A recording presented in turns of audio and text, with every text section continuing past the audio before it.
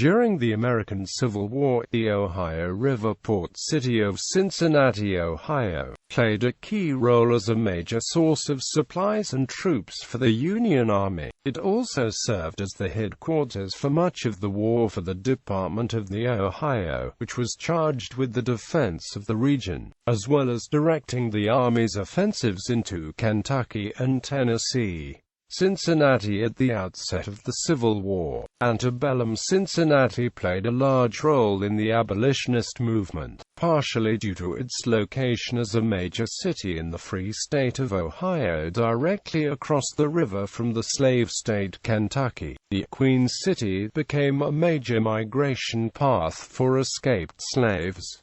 Leading abolitionists such as Lyman Beecher, James Birney, Salmon P. Chase, Levi Coffin, and Theodore Weld frequently spoke and wrote in support of freeing the slaves. They often encountered local resistance, including violent actions from those with opposing viewpoints. Several locations in the region were alleged to be stops on the Underground Railroad. Debates held at the Lane Theological Seminary fueled the anti-slavery controversy.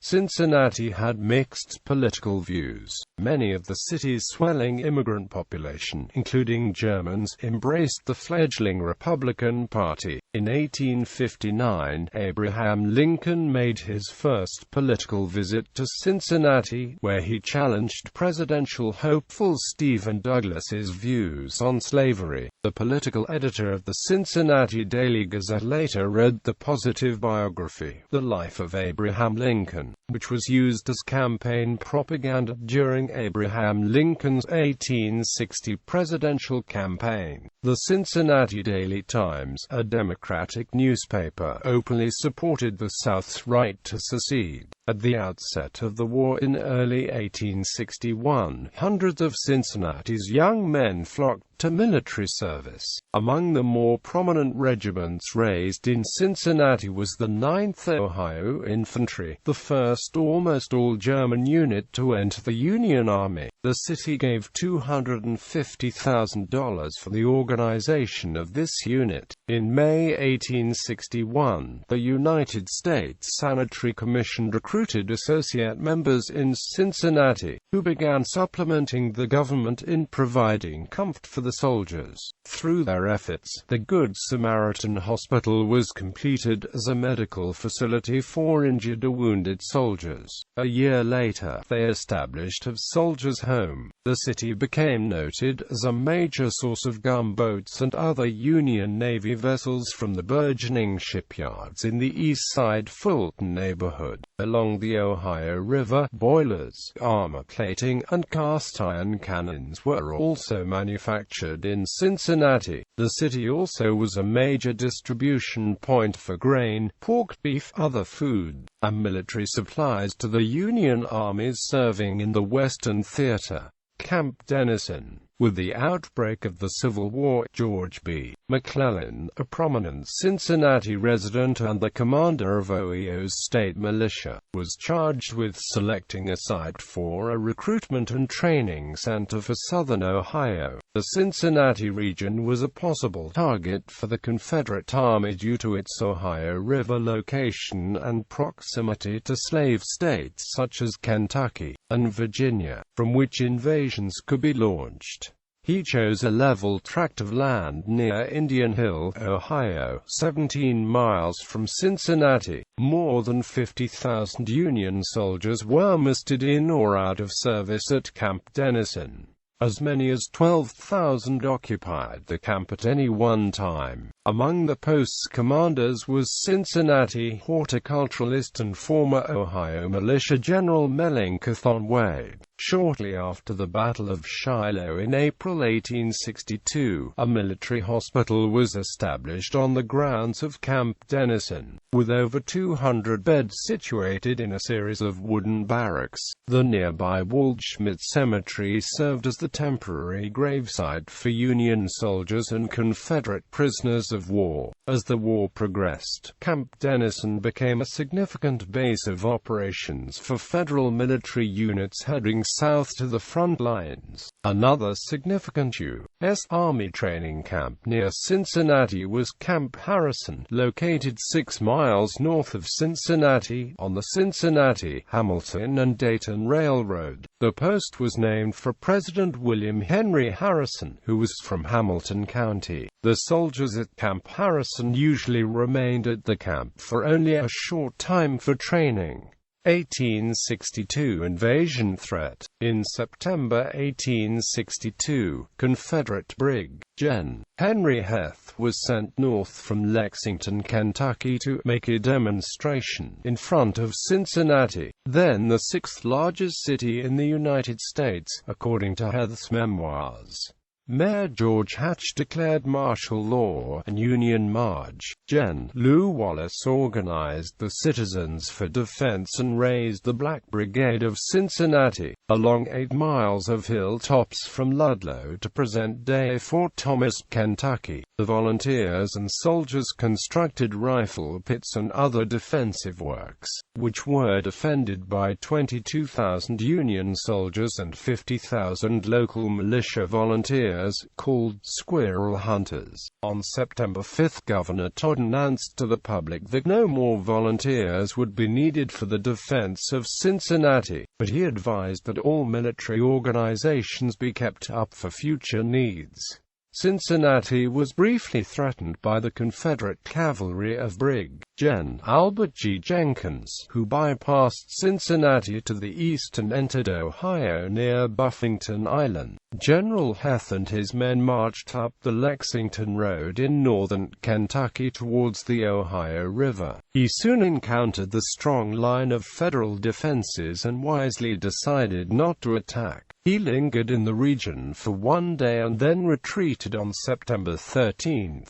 Union General Wallace soon earned the nickname "Savior of Cincinnati" for his energetic defensive actions. The squirrel hunters returned to their homes. By war's end, Cincinnati was defended by 27 earthwork forts and batteries. 6 of these artillery positions remain. Hooper Battery and Shaler Battery are open to the public.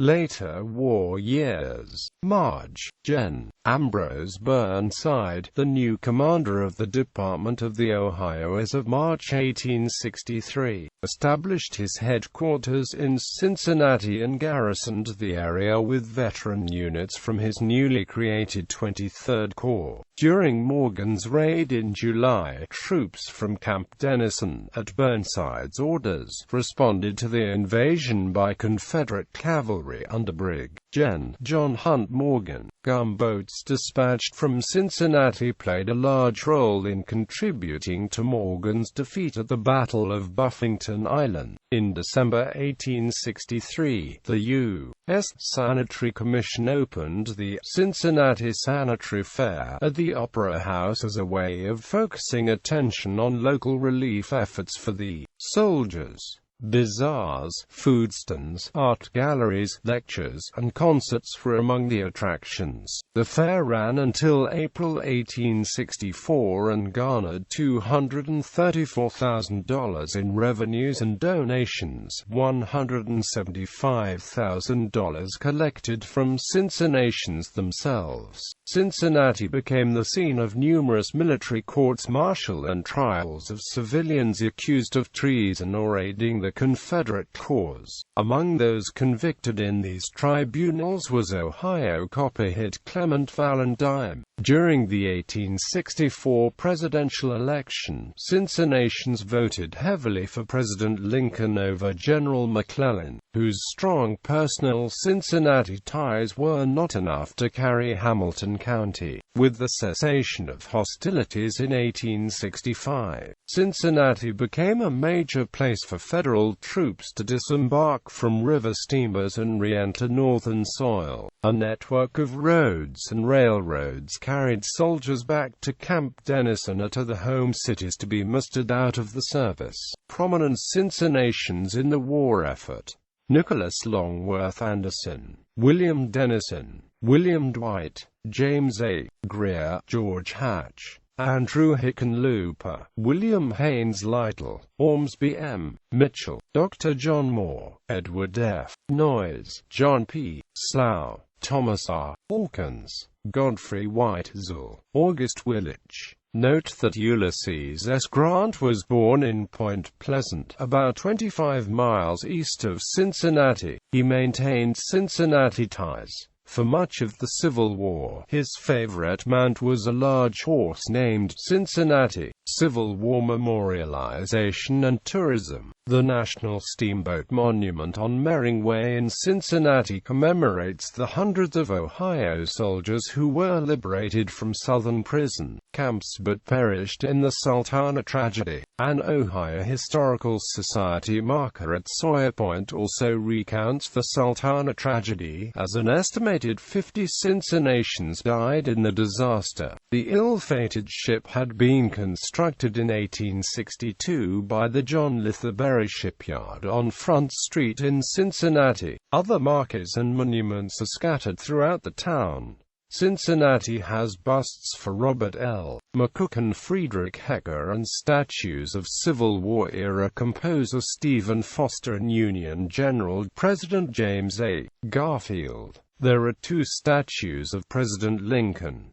The Cincinnati Civil War Memorial Hall was erected in 1908. Cincinnati's sprawling and well-landscaped Spring Grove Cemetery is the final resting place for 40 former Civil War generals. A prominent member of Lincoln's cabinet, Salmon P. Chase, who became Chief Justice of the U.S. Supreme Court, was also interred in the cemetery. Sculptor Randolph Rodgers' statue of a Union infantryman on guard, the Sentinel, was installed in Spring Grove Cemetery in 1865. It was one of the state's first formal Civil War monuments. The city's importance as a stop along the Underground Railroad is memorialized at the National Underground Railroad Freedom Center on the Ohio River. The placement of the museum on the riverfront is symbolic. Crossing the river from Kentucky to Ohio meant the fugitives were escaping slavery and entering free territory. A number of Civil War reenactor encampments are held each year in the greater Cincinnati area, including Civil War Days, the first weekend of May in Sharon Woods Park.